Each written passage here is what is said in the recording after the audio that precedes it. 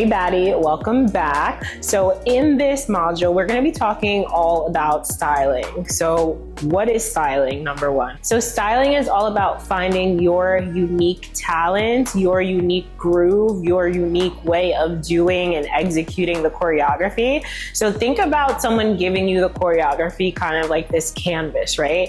And it's your job as the painter to add something different to your canvas, right? You don't want your picture to look the same as anyone else's, right? So part of styling is finding something that is different, finding your style, whether that means you're a smooth dancer, whether that means you're a sharp dancer, whether that means that you are an energetic dancer, right? So it's all about finding your signature style. And today we're gonna practice that a little bit. So I'm gonna give you guys a combo and then I'm gonna show you 3 different styles. And then your job is to try to embody those different styles, and then at the end find one that's unique to you, even if it's not the 3 that we went over today, but it's all about really getting into your body. That's really what styling is about, right? It's about getting into your body, getting comfortable in your body, building the confidence to come out of your shell. One thing that I tell the girls here at the dance studio is to find that alter ego. So whether that is naming yourself in a different character, right? So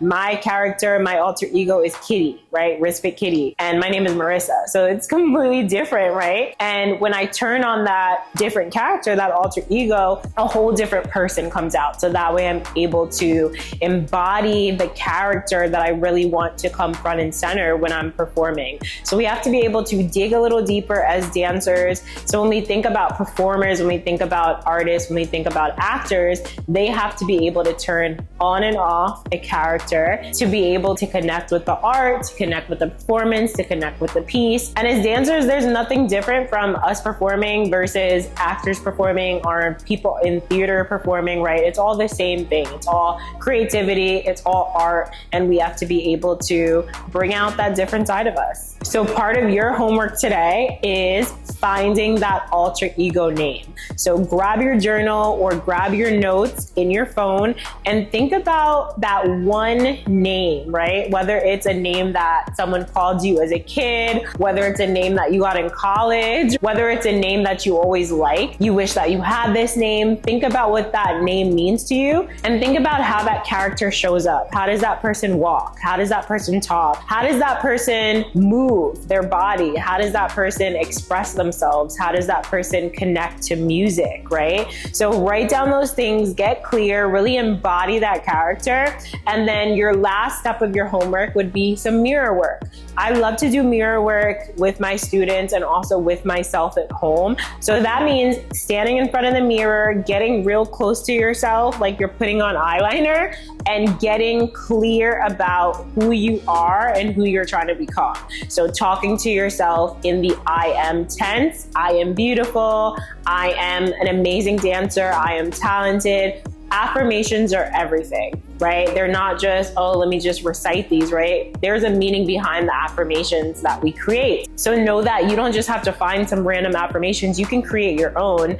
And that's honestly the best way to go about it. Having affirmations that actually relate to us, that make us feel empowered, that make us feel alive, that connect us with our higher self. So I want to invite you guys to do that homework, come up with that alter ego name, get in front of the mirror, talk to yourself as if you are that person, and see how that goes from there. Okay, so let's get into this choreo and let's get into some styling. Okay, so combo is gonna be super easy. Okay, so first we'll go over the combination and then I'll show you the difference in styles and we'll see which one we relate to the most. So our combo is gonna start in a bevel. So we're sitting in that left hip. We're gonna take 2 walks. So we're going walk, walk. We're now gonna come out on that right hip. We're gonna dip. And then now we're gonna go for a body roll. So I'm stepping forward on that left. I'm bringing that hand down. Good. And then I'm gonna push away. And then I'm gonna smack and walk. Okay. So let's do that again. So we're starting in that bevel, sitting in that left hip.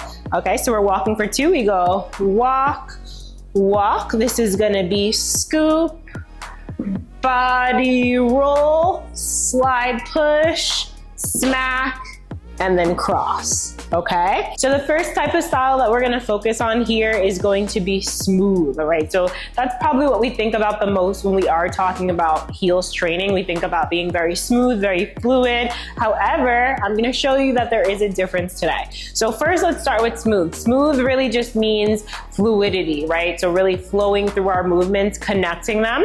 So let's focus on that, okay? So I'm gonna show you this first style is smooth. So we're walking through. I'm gonna add a little bit of style with my hands, a little bit of personality here. So I'm going walk, 2, 1, push, smack, and 1. Okay, so that's an example of being really smooth. As you can see, I was really connecting all of my moves, making them big and really dragging them out. So the next style that we're gonna focus on is going to be sharp. So I'm gonna be super sharp with my movements. A little less smooth here, okay? So you're gonna see me really focusing on finishing my movements and making them very clear and distinct apart from the other moves. So again, I'm gonna start in that bevel, in that left leg. So I'm gonna walk through, 1, 2, scoop, body roll, push, snap, and 1. Okay, so I don't know if you guys saw the difference there. That one was definitely a little bit sharper. So sometimes when we're adding a little bit more sharpness to our choreography, it's gonna take a little bit more energy, right? It takes a little bit more energy to be cleaner, to be sharper. So the more energy that we're putting out, the more that we need to breathe through our movements. Okay, so the last type of styling that I'm gonna go over is going to be sensual, okay? So the sensual dancer is a little different from the smooth dancer, right? The smooth dancer is more about gliding across the floor, connecting the movements, whereas the sensual dancer is a little bit more touchy-feely with the body, more connected with the body, more connected with facial expressions, and adding a little bit more spice. So I'm gonna show you guys what that looks like. So again, we're starting in that left hip, in that bevel. We're gonna walk through. So I'm gonna come through, I'm gonna add a little extra arms here.